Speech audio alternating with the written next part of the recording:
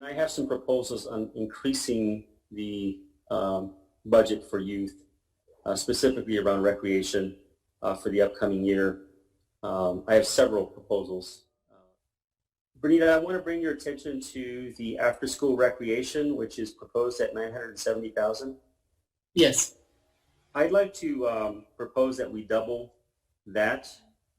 There are dollars that we spend for staff to be able to deliver the programming, correct? Yes. And what is that amount? In the after-school recreation, that's this 970,000.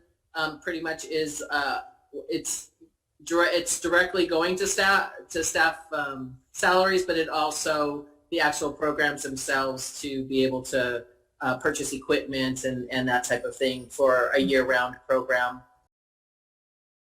How do we continuously work to invest in our young people? And when I say, so how do we invest in young people? I have a couple of thoughts on perhaps where we can draw from in terms of resources, which I shared with you already.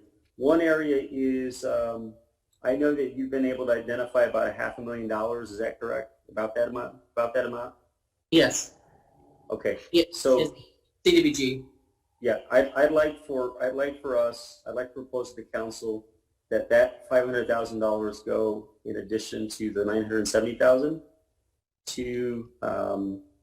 to after-school recreation, specifically directly for the students. Now, the second part of it is that Pomona has a fee that it charges developers for art.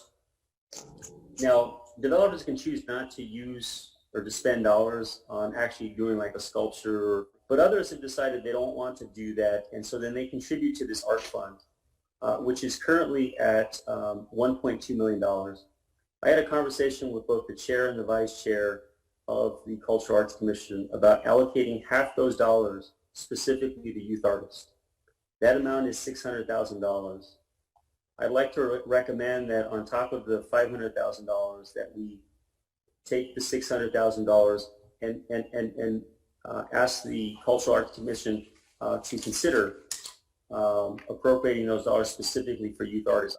And that also, as part of the recommendation to the Cultural Arts Commission, is that we also allocate continuing, not just this one-time 50%, but that 50% of the dollars generated from this fee, that they go to youth artists. I think it's a great opportunity for our youth to be able to contribute back to the really to the culture and to the expression of what they're feeling at this moment, at this very historical moment. In the way the society is structured, the majority of the dollars that go for youth development and youth programming is specifically to the school district in terms of how we get taxed and how dollars come in. But the city absolutely can and will do better, in my view, as to the appropriations that we give to our young people. And we as a council have expressed that to our staff, that is important to us, and we know that it's important to you, to everyone who's spoken.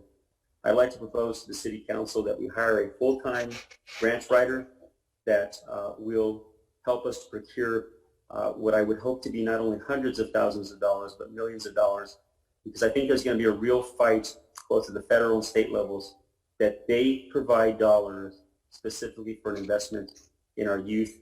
And when I say youth, it's how I expressed it earlier about making sure that we're hearing and listening to the very diverse voices from our community.